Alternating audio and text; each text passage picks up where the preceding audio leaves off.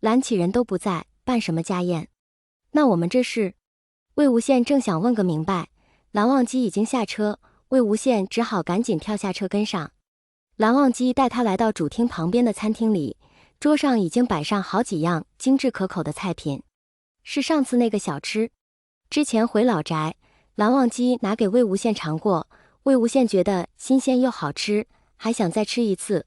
可是那几天家宴厨师太忙，就没吃成。临近年关，蓝家上下都很忙，也就今天蓝启仁参加公司年会，家里会空闲一些。蓝忘机便吩咐厨师照着上次的菜品又做了一小桌。魏无羡拿起筷子夹起一块，咬了一大口，好好吃哎。魏无羡含糊不清地说，想吃以后可以常来。蓝忘机带着隐约的笑意，给魏无羡倒了一杯茶水。魏无羡来不及咽下口中的食物，感动地说，可以吗？我真的可以常来吗？不是说要嫁给我？啊呀，蓝副总，你别开玩笑了。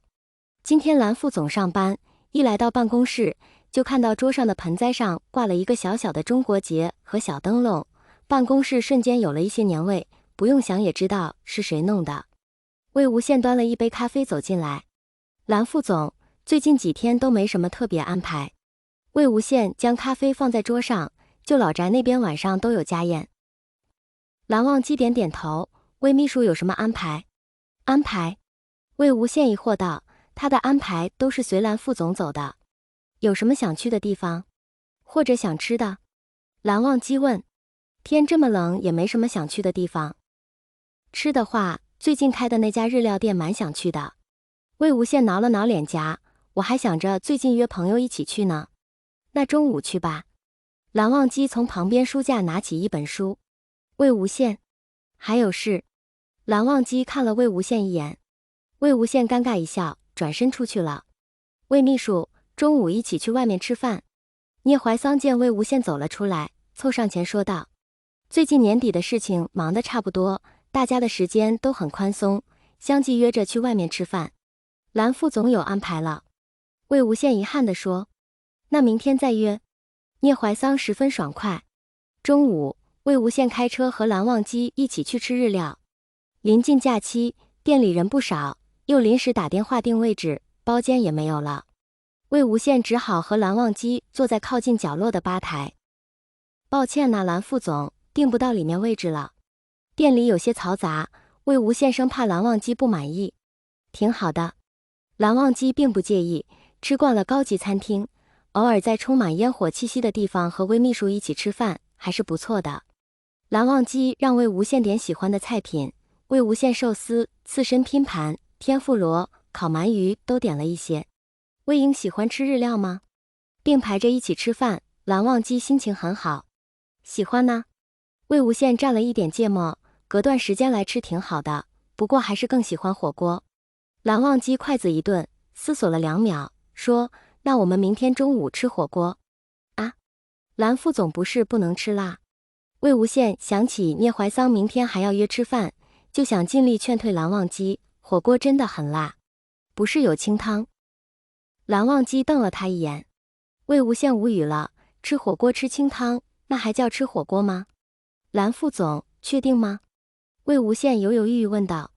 确定。蓝忘机放下筷子，魏秘书，你不愿意吗？他怎么敢不愿意？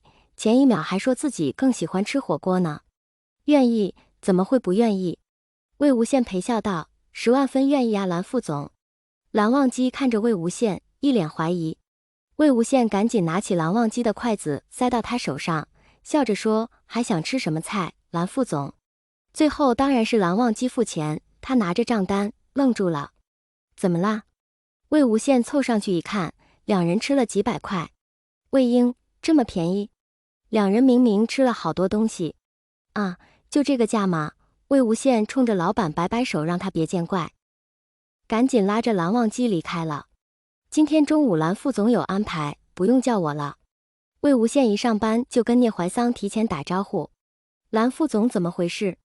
其他董事最近都没什么安排啊，秘书都闲到发慌。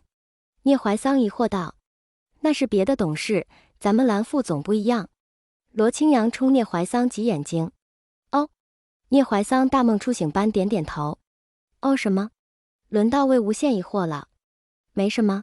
聂怀桑把魏无羡推到座位上，真的没什么，加油，魏秘书。中午，魏无羡和蓝忘机一起来到火锅店。由于是前一天预定的，两人终于有一个靠窗的包间了。当然，点的是鸳鸯锅。魏无羡吃火锅很有心得，刷刷刷点了一大堆肉。魏婴，怎么光吃肉？蓝忘机看着菜单皱眉头，勾了好几样蔬菜。吃火锅就是要吃肉啊。魏无羡心安理得地说。蓝忘机看着红艳艳的那一半锅底，眉头就没舒展开过。